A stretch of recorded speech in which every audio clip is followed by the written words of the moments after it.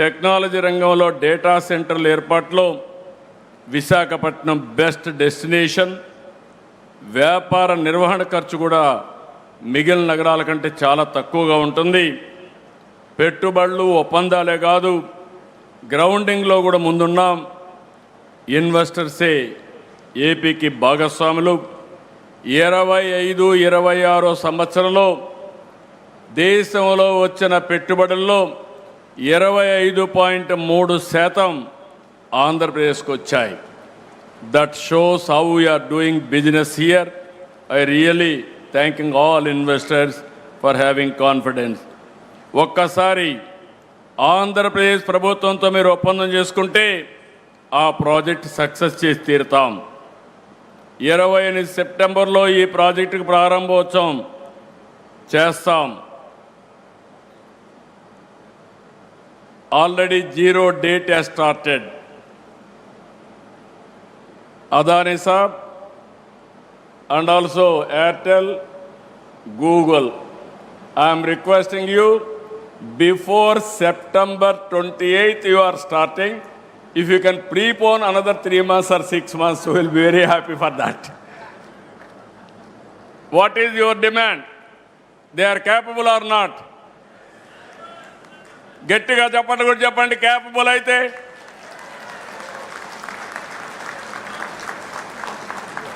Google and consortium, this is the demand from public, not from me. They know your capacity. They are asking you to complete before that. ఇక్కడ ఏమీ ఇబ్బందులు ఉండవు. ఈరోజు మీ అందరికీ ఒకటే చెప్తున్నా, నీళ్ల సమస్య లేదు. 60 రోజుల్లో గోదావరి నీళ్లు అనకాపల్లికి, విశాఖపట్నానికి తీసుకొచ్చే బాధ్యత ఈ ప్రభుత్వం తీసుకుంటాం. ఇదే కాకుండా పోలవరం ప్రాజెక్టు 2027కు పూర్తి చేసి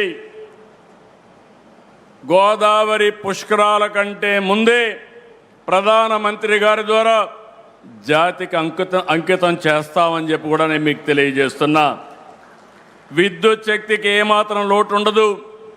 90 గిగావాట్ల గ్రీన్ ఎనర్జీ ప్రాజెక్టులు ఒప్పందాలు గురించుకున్నాం. అవన్నీ కూడా ఇక్కడ అలా ముందుకుంటామని చెప్పి కూడా నేను మీకు తెలియజేస్తున్నా. విశాఖ గూగుల్ రావడంతో యువతకు పెద్ద ఎత్తున ఉద్యోగ అవకాశాలు వస్తాయి, అనుబంధ సంస్థలు ఏర్పడతాయి. దీనివల్ల వేలాది మందికి ప్రత్యక్షంగా పరోక్షంగా ఉద్యోగాలు వస్తాయి. గతంలో ఉత్తరాంధ్ర అంటే వలసలు, నిరుద్యోగం, వెనుకబాటు. కానీ ఒక్క ఓటు మీరేసి ఈరోజు పెను మార్పుకు దారితీశారు. ఉత్తరాంధ్ర నుంచి వలసలు కాదు, ఉత్తరాంధ్రకి ఇక పైన వలసలు వస్తాయని చెప్పి కూడా మీ అందరికీ తెలియజేస్తున్నా. టాలెంట్ మైగ్రేషన్ ముగిసింది, టాలెంట్ డెస్టినేషన్ మొదలైంది. ఈరోజు ఈ యొక్క ప్రాంతంలో పోర్ట్ ఆధారిత పరిశ్రమలు, హార్బర్లు, స్టీల్ సిటీ, గ్రీన్ ఎనర్జీ ప్రాజెక్టులు, అక్వా, టూరిజం, ఫార్మా రంగం ఇలాంటివన్నీ కూడా వచ్చి పెద్ద ఎత్తున సరికొత్త వెలుగు తీసుకొస్తుంది. విశాఖపట్నం నగరానికి కనెక్టివిటీ కూడా పెరిగింది. రాయ్పూర్, భువనేశ్వర్, కలకత్తా నుంచి వైజాగ్ వచ్చేందుకు అద్భుతమైన హైవేలు ఉన్నాయి. భవిష్యత్తులో 4 వరుసల రైల్వే లైన్ కూడా వస్తూ ఉంది. నేను ఇంత మునిపే చెప్పినట్టు భోగాపురం ఇంటర్నేషనల్ ఎయిర్పోర్ట్ ఈ సంవత్సరం జూలైలో మన ప్రధానమంత్రి గారిని ఇన్వైట్ చేస్తున్నాం. ఇనాగరేషన్కి అని చెప్పి కూడా నేను మీకు తెలియజేస్తున్నా. జాతికి అంకితం చేస్తాం. 2028 చివరి నాటికి అనకాపల్లిలో RCR Mittal Nippon steel plant కూడా ఒక ఫేజ్ పూర్తయి మొదటి షిప్మెంట్ కూడా ఎగుమతి అవుతుంది. రెన్యూ ప్రాజెక్ట్ కూడా 2 ఏళ్లలో ఇన్గాట్ సోలార్ వేఫర్ ఉత్పత్తి ప్రారంభిస్తుంది. నేను ఒకటే ఇక్కడ వాళ్ళకందరికీ విజ్ఞప్తి చేస్తున్నా. నేను 95లో రంగారెడ్డి జిల్లా ఎట్లుంటుందో చెప్పాను, ఎవరు నమ్మలేదు.